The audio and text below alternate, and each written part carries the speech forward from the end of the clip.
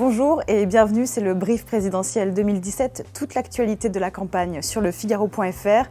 Aujourd'hui, vendredi 30 septembre, coup dur pour Hervé Mareton. Le député qui n'a pas pu se présenter à la primaire de la droite était l'invité spécial d'Alain Juppé pour son meeting hier soir à Villeurbanne. Il a rappelé qu'il était favorable à l'abrogation de la loi Taubira et a reçu un accueil assez glacial.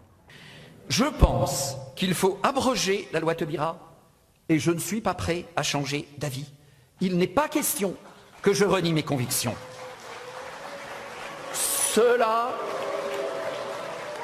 j'assume. À l'extrême gauche, Nathalie Arthaud entre en campagne ce soir. La candidate lutte ouvrière avait récolté 0,56% des voix en 2012. Elle remet ça 5 ans plus tard au nom de la lutte des classes.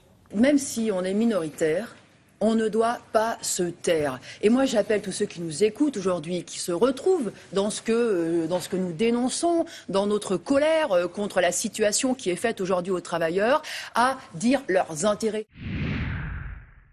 Après le livre de Patrick Buisson, le scandale Big Malion perturbe la campagne à droite. Hier soir, Envoyé spécial consacrait un reportage sur cette affaire.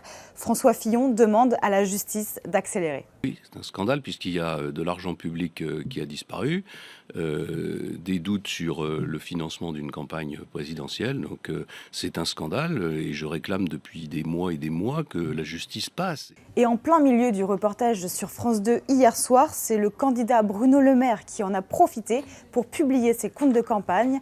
Hashtag transparence, hashtag envoyé spécial. Dans une campagne, tous les coups sont permis. Le brief fait le point aujourd'hui sur les questions que les internautes ont posées aux candidats à la primaire de la droite sur l'Europe avec l'Institut Thomas More. Jean-Thomas Le Sueur, bonjour. Bonjour Mathilde. Alors globalement, tous les candidats veulent réformer l'Europe, mais la question c'est comment le faire?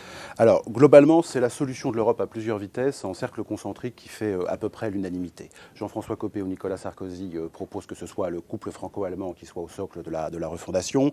Un Bruno Le Maire lui propose de distinguer les membres fondateurs des autres. Nathalie Kosciusko-Morizet réclame elle plus de subsidiarité. François Fillon lui souhaite 3 cercles bien distincts. Et Alain Juppé, les propositions d'Alain Juppé sont globalement un peu moins claires, un peu moins précises. Il y a enfin un seul candidat ouvertement eurosceptique dans cette campagne, c'est Jean-Frédéric Poisson, qui réclame la sortie pure et simple de l'Europe et la mise en place d'une Europe confédérale qui respecte la souveraineté pleine et entière des États.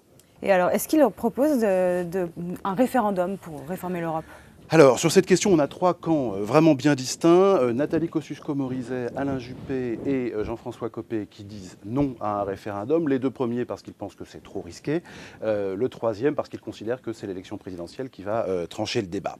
Jean-Frédéric Poisson et Nicolas Sarkozy sont sur une position un peu intermédiaire ils mettent l'un et l'autre des conditions à l'organisation de ce référendum. Enfin, vous avez Bruno Le Maire et François Fillon qui sont clairs, qui souhaitent un référendum sur cette question. Et la question de l'immigration aussi s'invite dans le débat européen. Est-ce qu'il y a des lignes de fracture là-dessus ?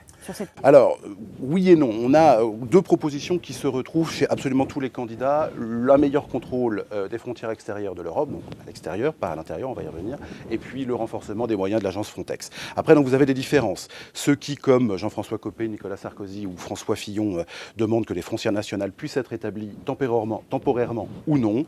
Vous avez Jean-François Copé ou Bruno Le Maire ou François Fillon, encore une fois, qui souhaitent pouvoir suspendre un État membre de Schengen, j'entends, s'il n'assure pas correctement le contrôle de ses frontières. Vous avez enfin une Nathalie Kosciusko-Morizet qui, elle, demande une politique commune de l'asile. Est-ce qu'on peut clairement identifier 2 camps sur cette question-là ?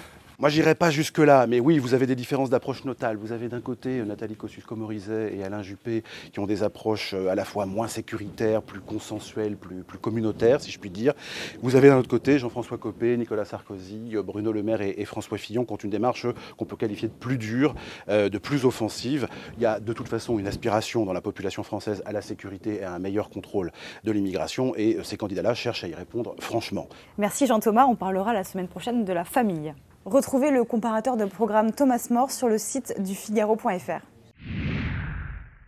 François Fillon, qui vient de sortir un livre sur la menace terroriste, sera en meeting à Tours. Bruno Le Maire prononcera un discours à Périgueux. Jean-Frédéric Poisson est à Montfermeil, ville du maire chrétien-démocrate Xavier Lemoyne. Demain, samedi, Nicolas Sarkozy sera au Sables d'Olonne, en Vendée. Au PS, la bataille des circonscriptions bat son plein. Certains ministres cherchent un atterrissage.